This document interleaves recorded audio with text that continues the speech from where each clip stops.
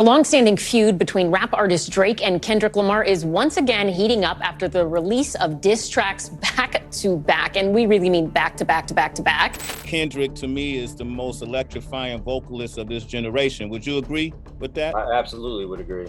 Yeah. I would agree with that. Kendrick is at the very top tier of lyricists, not just of this generation, but of all time.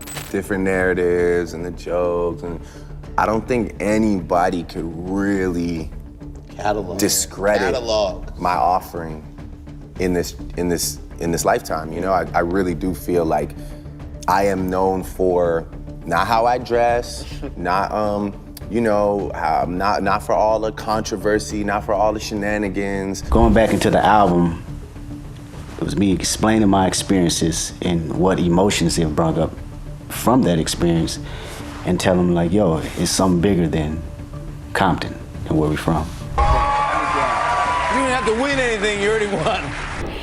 And the Grammy goes to, I'm scared, Kendrick Lamar! UK rapper Skepta, a respected figure in the industry, has stepped in to publicly defend Drake, throwing fuel on this dumpster fire of a narrative. In a recent interview with Ebro, Skepta didn't just criticize the Kendrick-Drake feud, he called it bad for hip-hop as a whole, and the internet is clowning him for it. Talking to each other like this is looking crazy. Like, that's a good point. You're calling him a word, but this guy's signed to thing. So now, how can they sign a man that is being accused of this thing? It's hurting what we've built. It's hurting what we've all built this whole time. Skepta claimed Kendrick's disses crossed a line, accusing him of being unnecessarily angry and pushing personal insults that stained the reputations of both artists. He even suggested the beef was so damaging it hurt rappers' chances of landing brand deals. But let's backtrack for a second.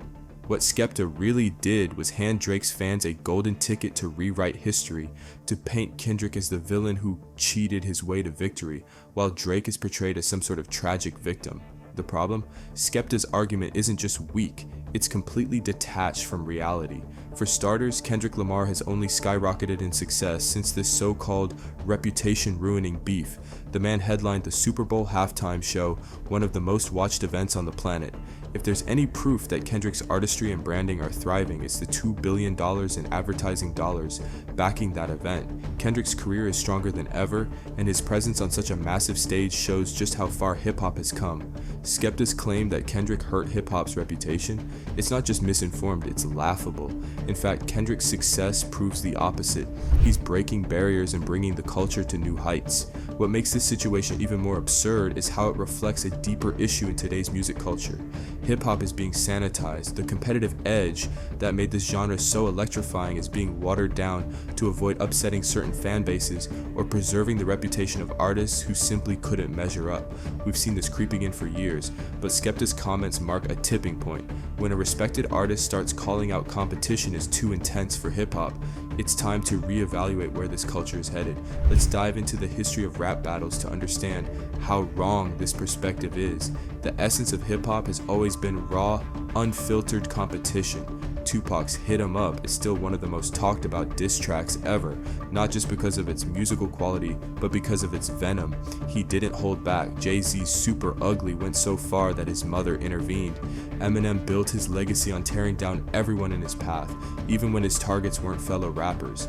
These moments weren't just about pettiness, they were about proving dominance, skill, and artistry. They were about pushing boundaries and forcing artists to respond creatively. That's what makes hip-hop so special. It thrives on pressure. Without that competitive spirit, hip-hop loses its edge. And let's not ignore Drake's own history here. He's no stranger to getting personal in beefs. Remember his feud with Kanye West?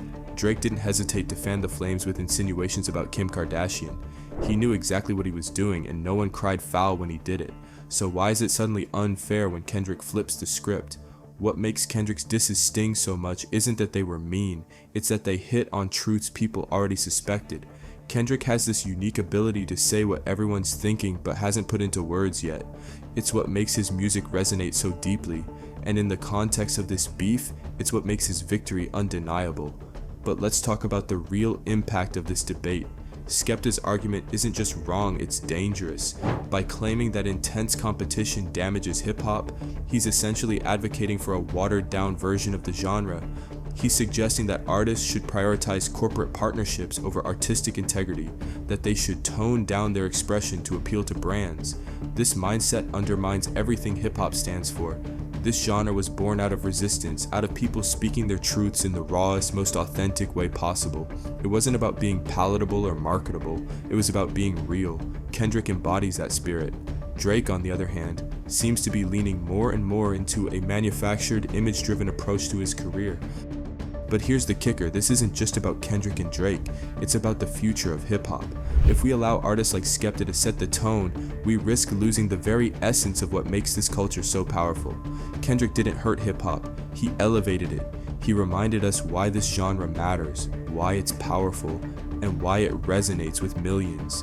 His Super Bowl performance wasn't just a career milestone for him, it was a victory for hip-hop as a whole. It proved that this genre can dominate the world stage without losing its edge. Drake's fans might call that unfair, but the reality is simple. Kendrick won because he's better.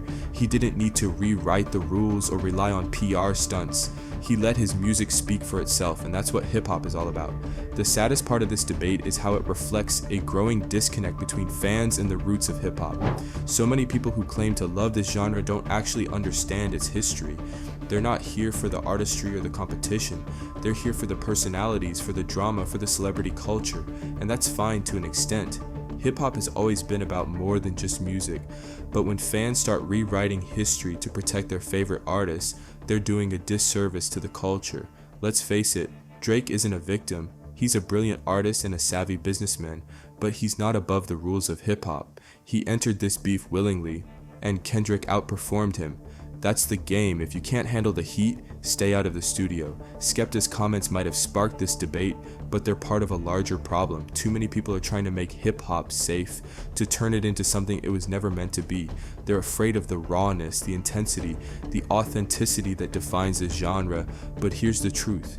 Hip-hop doesn't need to change. It doesn't need to become softer or more palatable. What it needs is more artists like Kendrick, artists who aren't afraid to speak their truths, to challenge the status quo, to push the culture forward.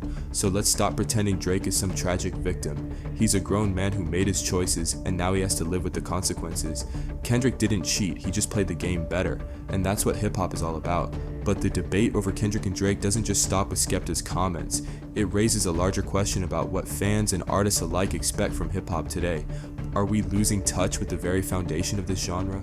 For nearly 50 years, hip-hop has thrived because it's unfiltered, unapologetic, and raw. From the streets of the Bronx to global stages like the Super Bowl, it has been a voice for the voiceless, a way to channel struggles, triumphs, and unvarnished truths. When Kendrick stepped into this beef, he wasn't just throwing out insults for the sake of drama. He was asserting his dominance in a genre built on competition. Rap battles aren't new. They've been around since the earliest days of hip-hop. Grandmaster Caz versus Busy B, LL Cool J versus Kool Moe Dee. These were lyrical wars that set the tone for what hip-hop would become. The golden era of the 90s saw this taken to another level with Tupac, Biggie, Nas, and Jay-Z, who didn't just trade bars, they traded philosophies, ideals, and visions for the future of the culture. Kendrick understood this legacy. He knew what was at stake. When Drake poked the bear, Kendrick didn't just react, he crafted a response that would resonate far beyond their personal feud. It wasn't just about tearing down Drake, it was about upholding the art form itself. And isn't that what we should want from our artists? We look to rappers to challenge each other, to sharpen their skills, and to remind us why hip-hop is the most innovative and impactful genre in the world. So why are we now acting like these battles are a bad thing? Part of the issue lies with the fans. There's been a cultural shift where stans, dedicated, sometimes overly obsessive fans dominate online spaces. Instead of celebrating the art, they focus on the personalities behind it. It's not about who delivered the best verse, it's about defending their favorite artist at all costs. This has created an environment where criticism is seen as betrayal and competition is treated as hostility. Drake's fan base is particularly guilty of this. They've built an image of him as an untouchable figure in hip-hop, someone who can do no wrong. So when Kendrick, an artist of equal or arguably greater stature, challenged that narrative, it felt personal to them. Suddenly, Kendrick wasn't just another rapper, he was a threat to their idol. And let's not ignore the role of the media in all this. Figures like DJ Academics have amplified these narratives, turning what should have been a straightforward lyrical clash into a full-blown culture war. Instead of analyzing the music, they've latched onto the drama, feeding the idea that Kendrick went too far and Drake was unfairly targeted. But here's the thing, if Drake truly felt wronged, he had every opportunity to respond. That's the beauty of hip-hop. It's a platform for expression, for calling out your rivals and defending your reputation. Yet, instead of rising to the occasion, Drake leaned on his fan base and media allies to spin the narrative in his favor. Contrast that with Kendrick, who let his music do the talking. He didn't need a PR campaign or a team of online defenders. He relied on his pen, his voice, and his vision. That's the difference between an artist who embodies hip-hop's competitive spirit and one who tries to control the narrative. But this debate isn't just about Drake and Kendrick. It's a reflection of where hip-hop is heading. Are we going to let stans and media figures dictate the culture? Or are we going to hold on to the values that made hip-hop great? Skepta's comments, while frustrating, are also a wake-up call. They remind us of the growing tension between artistry and marketability. Brands have become an integral part of the music industry, and artists are under immense pressure to appeal to corporate sponsors. But at what cost? If rappers start prioritizing brand deals over authenticity, hip-hop risks losing its soul. Yet Kendrick's success offers a glimmer of hope. He's proof that you can be both authentic and commercially successful. You don't have to compromise your artistry to thrive in the industry. In fact, it's often the most authentic voices that resonate the most. So, where does this leave us? For one, it's a call to fans to engage more critically with the music they consume. Don't just buy into the narratives being pushed by stans and media figures. Listen to the music, understand the context, and appreciate the artistry behind it. It's also a reminder to artists that competition isn't something to fear, it's something to embrace. Hip-hop was built on competition. It's what drives innovation, creativity, and excellence. By stepping into the ring, you're not just challenging your rival, you're challenging yourself. And finally, it's a challenge to the culture as a whole. Hip-hop has always been about breaking boundaries, about pushing the limits of what's possible. Let's not lose that spirit in the pursuit of mainstream acceptance. Drake versus Kendrick isn't just a beef, it's a battle for the soul of hip-hop. And if there's one thing this genre has taught us, it's that the real winners aren't the ones who play it safe. They're the ones who take risks, speak their truths, and leave it all on the mic. So let's stop with the excuses. Kendrick didn't go too far. He didn't break any rules. He played the game exactly the way it's supposed to be played, and he won. What's your take? Do you think this debate is a sign of hip-hop losing its edge, or is it just another chapter in the genre's rich history? Let's hear your thoughts in the comments. And as always, don't forget to like and subscribe if you're here for the real conversations about hip-hop culture. What do you think? Is this debate ruining hip-hop? Or is it just another example of fans taking things too far?